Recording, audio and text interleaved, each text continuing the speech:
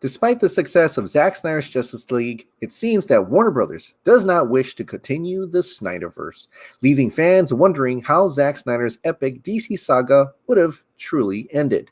If HBO Max doesn't restore the Snyderverse, could there be ways to see it restored on Netflix, or even more crazy, perhaps an original story with characters based on Zack's DCEU?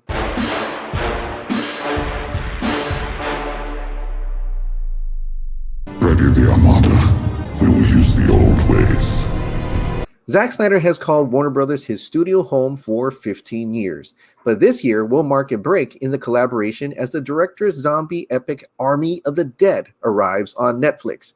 Army of the Dead sat in development hell at Warner Bros. For over 10 years before Netflix swooped in to purchase the distribution rights and get the film into production.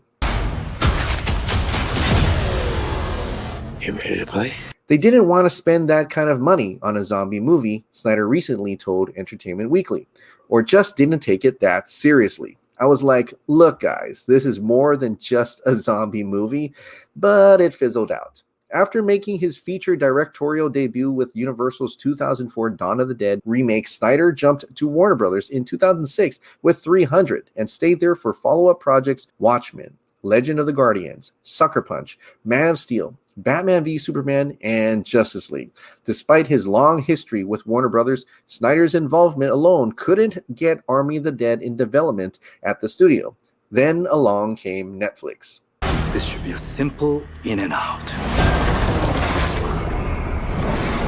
It's not too late to go back. We were in a meeting at Netflix and I was talking about some of these scripts I was working on, Snyder told EW, and I mentioned the idea to Netflix head of original films, Scott Stuber, and he was like, that is the movie. Go write that movie and let's make it. I was like, what, you mean now? And he's like, go write it tomorrow and we'll shoot it in a week. When you're sitting at the table, there'll be time enough to count. When the deal's done. Netflix loved Snyder's idea so much that it expanded Army of the Dead into a full-blown franchise. The streamer has ordered a 4-hour animated prequel series for the film that dives into the origin of the plague that created the zombie epidemic. There's a goddamn zombie tiger. That's crossing the line. There's still the question about finishing his Justice League story, though. Despite a favorable Rotten Tomatoes score compared to the 2017 Justice League, incredible viewing numbers from third-party statistics, 1.5 million tweets to restore the Snyderverse, and continued excitement to see what happens next, Warner Media CEO Ann Sarnoff said, I appreciate that they love Zack's work, and we are very thankful for his many contributions to DC. We're just so happy that he could bring his cut of the Justice League to life because that wasn't in the plan until about a year ago. With that comes the completion of his trilogy. We're very happy we've done this, but we're very excited about the plans we have for all the multi-dimensional DC characters that are being developed right now, reinforcing Warner Brothers' desire to not continue the Snyderverse. What a shame. We live in a society where honor is a distant memory. Not all hope is lost, however. Things change in the industry all the time. Chances of getting the Snyder Cut are said to be more slim than actually getting the sequel. The real miracle is that, like, someone would say, like, oh, are you ever going to make a sequel? I'm like, well, there's no plan, and Warner Brothers really has no interest in making a sequel with me. But is it more likely that a sequel to this movie would have been made than what happened? And the answer to that is yes. And so, you know, it just speaks to their actual power, and I'm proud to be, you know, associated with it. But what about Netflix? How about if they bought the rights to Justice League and continue it on Netflix? There are DC projects that are being run by Netflix: Sandman, Lucifer, and Sweet Tooth.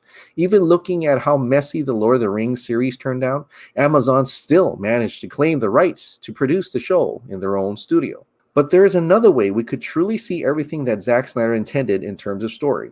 What if there was a way that Zack could make his own original superhero franchise over on Netflix, using his own Justice League boards as an inspiration for his own original superhero idea? Original characters based on DC? It's not like that hasn't happened before. The world will look up and shout, "Save us." And I'll whisper, "No." In the 1980s, DC had just acquired a rather eclectic stable of superheroes from the defunct Charlton Comics. Alan Moore's original Watchmen pitch was one which involved those new acquisitions, though in the final draft, each character transforms into a new creation, separated from the main line of DC continuity so it could live and breathe on its own merits. But at the core of each of those iconic characters, there still remained a superhero who inspired them. Watchmen, one of us died tonight. Dr. Manhattan is inspired by Captain Atom, the flagship superhero of the Charlton Comics line, who gained his powers in a quite similar freak accident. The gadget-loving, love-lorn, and all-too-relatable Night Owl draws direct inspiration from Blue Beetle and a bit of Batman. Batman was such a big character in the comic book landscape that Moore deemed it necessary to divide him up between two different characters. Batman's humanity was expressed through Night Owl, but his dogged, uncompromising mission and morality took hold in Rorschach, Watchmen's controversial anti-hero. But Rorschach himself draws a more direct parallel to the Question. Silk Spectre draws inspiration from Nightshade and Black Canary. The Comedian is inspired by one of the more obscure Charlton characters, a super commando by the name of Peacemaker, the man who loved peace so much he'd kill for it. I cherish peace with all my heart. I don't care how many men, women, and children I need to kill to get it. I thought you were the crazy one. It would be an injustice not to mention how the Seven in The Boys were inspired by DC characters as well. I know you're trying to be tough, but we're superheroes. Homelander by Superman, The Deep is Aquaman, Queen Maeve is Wonder Woman, A-Train, The Flash. But perhaps more recently, the world witnessed the Guardians of the Globe in Amazon Prime's hit series Invincible. You need to decide what kind of hero you want to be. The Immortal, based on Superman, Darkwing, based on Batman, War Woman, based on Wonder Woman, a Russian named Red Rush, based on The Flash, Aquarius, the King of Atlantis, of course, is Aquaman, Martian Man, based on Martian Manhunter, and the Green Ghost, which is based on Green Lantern. One could even argue that Omni-Man is like an evil Superman gone completely mad. Point is that if Netflix allowed Zack Snyder to perhaps make his own original superhero movie using the story he had in mind for Justice League, then we would truly get a mature, uncompromised vision where Zack could do whatever he wants.